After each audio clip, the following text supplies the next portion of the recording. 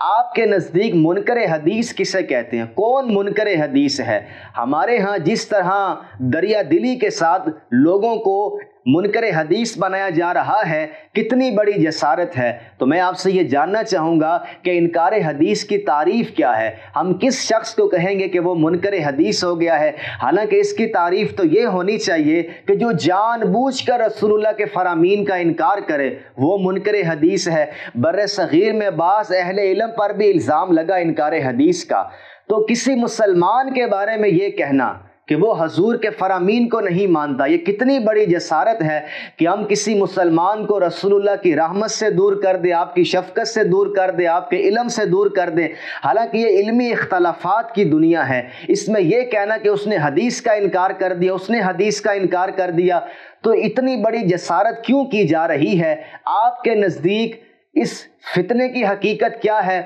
اور انکار حدیث کی تعریف کیا ہے؟ ہم کس شخص کے بارے میں یہ کہیں کہ فلاں منکر حدیث ہو گیا ہے، اور ہمیں یہ کہنا بھی چاہیے یا نہیں کہنا چاہیے کہ فلاں شخص نے حضور کی حدیث کا انکار کر دیا ہے؟ مجھے آپ کے بعض باتوں سے اتفاق ہے، بعض باتوں سے اختلاف بھی ہے۔ اصل چیز یہ ہے کہ کچھ حقائق ہوتے ہیں، کچھ واقعات ہوتے ہیں، اور ایک یہ ہے کہ ان حقائق و واقعات یعنی کسی چیز کو میں کیسا دیکھتا ہوں،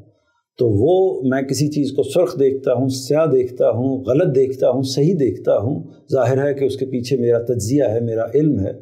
اس کو کہنے کا مجھے حق حاصل ہے۔ میں یہ کہہ سکتا ہوں کہ فلاں فکر کے نتیجے میں حدیث کا استخفاف ہوا ہے،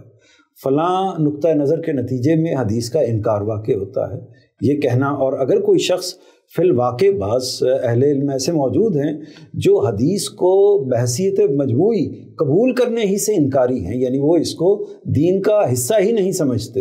یا اس پر غور کرنے کو دین کے لیے یا اہل علم کے لیے یا مسلمانوں کے لیے ضروری قرار نہیں دیتے، تو یہ لوگ بھی موجود ہیں۔ تو ان کے بارے میں کیا کہا جائے گا؟ یعنی ایک شخص جیسا کہ آپ نے کہا خود اپنے آپ کو حدیث سے الگ کر رہا ہے، اس کے پیچھے بھی وہی بیک گراؤنڈ ہے جس کا ابھی ہم نے ذکر کیا، تو وہ حدیث کو نبی کریم صلی اللہ علیہ وسلم سے یا دین سے نسبت دے ہی نہیں رہا، تو اس کا مطلب یہ ہے کہ وہ حدیث کا گویا کہ انکار ہی کر رہا ہے، حدیث کو قبول نہیں کر رہا۔ جب نہیں کر رہا تو اس کو بھی پورے طریقے سے اس کا اظہار کرنے کا حق ہے، اور ہمیں بھی اس کے بارے میں یہ کہنے کا حق ہے کہ یہ حدیث کو قبول نہیں کرتے۔ یا اسی طرح اس سے آگے بڑھ کر یہ کہیں کہ مثال کے طور پر امام ابو حنیفہ نے فلاں فلاں فلاں روایات کو یا احادیث کو رد کیا ہے، قبول کرنے سے انکار کیا ہے، تو یہی کہنا پڑے گا کہ انہوں نے ان حدیثوں کا انکار کیا ہے۔ جن لوگوں نے قبول کیا ہے، ظاہر ہے کہ اس میں اختلافات بھی پائے جاتے ہیں کہ ایک ہی روایت ہوتی ہے،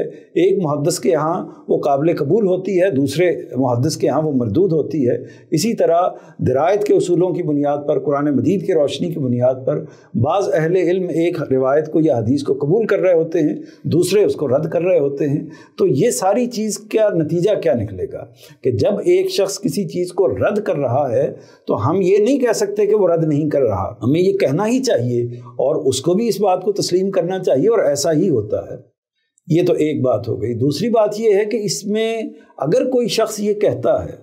کہ میں نے حدیث کا انکار نہیں کیا، میں حدیث کو اسی جگہ سے قبول کرتا ہوں جس جگہ سے امت قبول کرتی ہے، اور اگر جیسا کہ استاذ کا جملہ بھی ہے کہ نبی کریم صلی اللہ علیہ وسلم کے حوالے سے کسی روایت کی، کسی قول کی، کسی فعل کی نسبت متحقق ہو جائے اور کوئی مسلمان اس کی تحقیق پر مطمئن ہو جائے، تو اس کے بعد وہ انکار کی جسارت ہی نہیں کر سکتا۔ جیسے ہی وہ انکار کرے گا تو اس کا ایمان ختم ہو جائے گا۔ تو یہ پوزیشن اگر کوئی شخص رکھتا ہے تو اس کے بارے میں تو بالکل تصور نہیں کیا جا سکتا کہ وہ کوئی ایسی رائے رکھ رہا ہے جس کو استخفاف یا انکار سے تعبیر کیا جائے۔ تو یہ دونوں چیزوں کو الگ کرنا چاہیے۔ اگر آپ جو ہمارے بر صغیر میں بعض لوگوں کا موقف ہے، جیسے کہ کہا جاتا ہے کہ جی وہ اہل قرآن ہیں یا انہوں نے حدیث کے بارے میں یہ رویہ اختیار کیا ہے، تو اس میں اگر وہ سوال ہوگا تو میں عرض کر دوں گا کہ ان کا معاملہ بالکل الگ ہے، بلکہ میں یہ عرض کروں گا کہ ان کو منکر حدیث بھی نہیں کہنا چاہیے، ان کے لیے کچھ اور اصطلاحات اختیار کی جا سکتی ہیں، لیکن ان کا معاملہ بالکل الگ ہے۔ لیکن وہ لوگ جو دین کو اس حیثیت سے پیش کرتے ہیں کہ نبی کریم صلی اللہ علیہ وسلم سے منسوب روایات کو، آپ کے اقوال کو ایک اہمیت دیتے ہیں، دین کے ساتھ اس کو متصل کرتے ہیں، دین کی حیثیت سے اس کو پیش کرتے ہیں، بیان کرتے ہیں، اپنی سر آنکھوں پر رکھتے ہیں، ان کے بارے میں یہ بات ہرگز نہیں کہی جا سکتی۔ جی بہت شکریہ شاہ صاحب۔